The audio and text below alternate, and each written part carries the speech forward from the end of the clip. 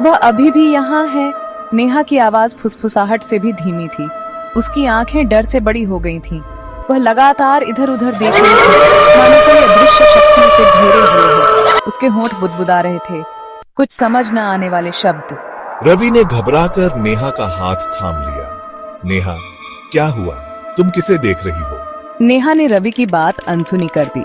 वह अचानक उठ खड़ी हुई और तेजी से कमरे में इधर उधर भागने लगी। उसके मुंह से चीखें निकल रही थीं। नहीं, मुझे मत छुओ, मुझे जाने दो। रवि और रंजीत ने मिलकर बड़ी मुश्किल से उसे काबू में किया। नेहा का शरीर कांप रहा था, मानो किसी भयानक ठंड ने उसे जकड़ लिया हो। अन्वेषा ने चिंता से नेहा को देखा। वह समझ गई थी कि यहाँ कुछ सामान्य नहीं है। हमें जल्दी से आश्रम चलना होगा, ये जगह सुरक्षित नहीं है। आश्रम पहुंचते ही अन्वेषा ने नेहा पर पवित्र जल छिड़का। नेहा धीरे धीरे शांत हुई, पर डर उसके चेहरे से गया नहीं था। उसकी आत्मा मुक्त नहीं हुई है, अन्वेषा ने गंभीर स्वर में कहा। वह अभी भी भटक रही है। रंजीत ने भानगढ़ के बारे में पढ़ा था, एक श्रापित किला जहां सूरज ढलने के बाद कोई नहीं रुकता। कहते हैं कि यहाँ एक तांत्रिक सिंधु सेवड़ा रहता था, जिसकी आत्मा आज भी इस किले में भटकती है। क्या नेहा पर उसी तांत्रिक का साया है? रंजीत ने इंटरनेट पर भानगढ़ के बारे में और जानकारी जुटानी शुरू कर दी। उसे पता चला कि तांत्रिक सिंधु सेवड़ा को काले जादू में महारत हासिल थी। उसने राजकुमारी रत्नावली को पाने के लिए तंत्र मंत्र का सहारा लिया, लेकिन राजकुमारी ने उसके प्रेम प्रस्ताव को ठुकरा दिया। क्रोधित होकर सिंधु सेवड़ा ने भानगढ़ को श्राप दे दिया। कहा जाता है कि सिंधु सेवड़ा की मृत्यु के बाद उसकी आत्मा के 5 टुकड़े हो गए, जो भानगढ़ के अलग अलग हिस्सों में छिप गए। रंजीत ने अपनी खोज के बारे में रवि और अन्वेषा को बताया। हमें तांत्रिक की आत्मा को मुक्त करना होगा, रवि ने दृढ़ता से कहा। तभी नेहा ठीक हो सकती है, अन्वेषा ने सहमति में सिर हिलाया। लेकिन यह काम आसान नहीं होगा। हमें एक अनुभवी तांत्रिक की मदद की जरूरत होगी। अन्वेषा ने अपने गुरु आचार्य वेद प्रकाश से संपर्क किया। आचार्य वेद प्रकाश तंत्र मंत्र के झाता थे। उन्होंने बताया कि तांत्रिक सिंधु सेवड़ा की आत्मा को मुक्त करने के लिए हमें उसके 5 टुकड़ों को खोजकर नष्ट करना होगा। यह काम खतरनाक होगा, क्योंकि हर टुकड़े की रक्षा एक शक्तिशाली आत्मा करती है। आचार्य वेद प्रकाश ने उन्हें भानगढ़ के नक्शे पर 5 जगहें दिखाई। यहाँ पर तांत्रिक की आत्मा के टुकड़े छिपे हैं। उन्होंने बताया, हमें सावधान रहना होगा। तांत्रिक की आत्मा हमें रोकने के लिए कुछ भी कर सकती है। रवि, नेहा, रंजीत, अन्वेषा और आचार्य वेद प्रकाश भानगढ़ पहुंचे। उनके साथ इंस्पेक्टर शेखावत भी थे, जिन्हें इस अजीबोगरीब मामले की जांच की जिम्मेदारी सौंपी गई थी।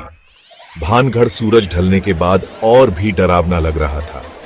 ठंडी हवा चल रही थी, जो पेड़ों की शाखाओं को हिला रही थी।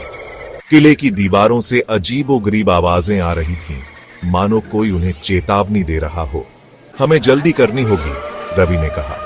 रात होने से पहले हमें पहला टुकड़ा ढूंढना होगा। नक्शे में बताई गई पहली जगह किले के पीछे एक कुएं के पास थी। कुएं के पास पहुंचते ही नेहा फिर से बेचैन हो गई। उसके शरीर में कंपकंपी होने लगी। यहाँ कुछ है, उसने धीमी आवाज में कहा। मुझे इसकी गंध आ रही है। आचार्य वेद प्रकाश ने ध्यान केंद्रित किया। यहाँ एक गुप्त तहखाना है, उन्होंने बताया। तांत्रिक की आत्मा का पहला टुकड़ा वहीं छिपा है।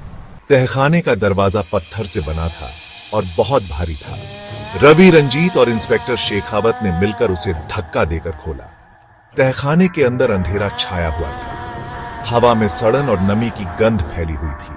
सावधान रहो, आचार्य वेद प्रकाश ने चेतावनी दी। यहाँ कुछ भी हो सकता है। तहखाने में आगे बढ़ते हुए उन्हें एक मेज दिखाई दी। मेज पर एक प्राचीन किताब रखी हुई थी। आचार्य वेद प्रकाश ने ध्यान से किताब खोली। किताब तांत्रिक सिंधु सेवड़ा की डायरी थी।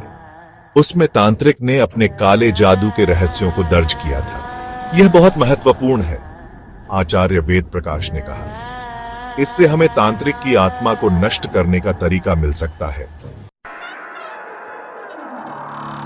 अचानक तहखाने की हवा ठंडी हो गई।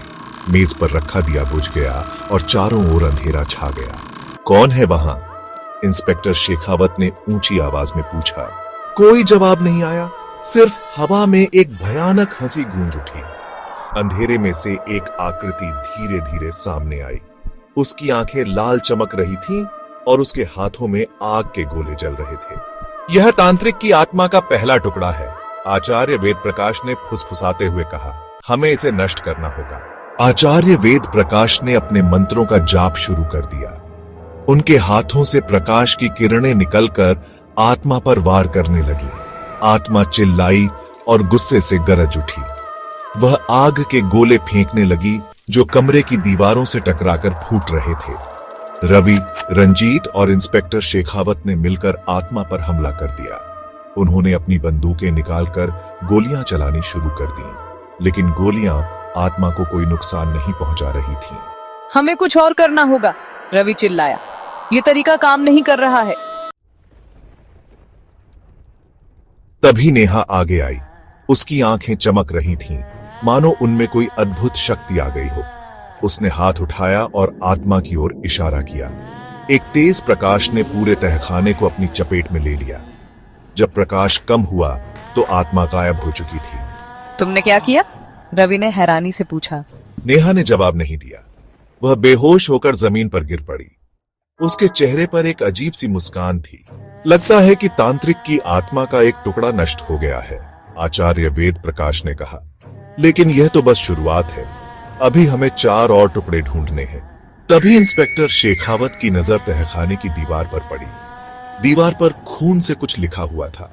खतरा, इंस्पेक्टर शेखावत ने धीमी आवाज में पढ़ा। यह तो एक चेतावनी है। तांत्रिक की आत्मा अभी भी शक्तिशाली है। वह हमें रोकने के लिए कुछ भी कर सकती है। भानगढ़ के ऊपर काले बादल मंडराने लगे। एक भयानक तूफान आने वाला था।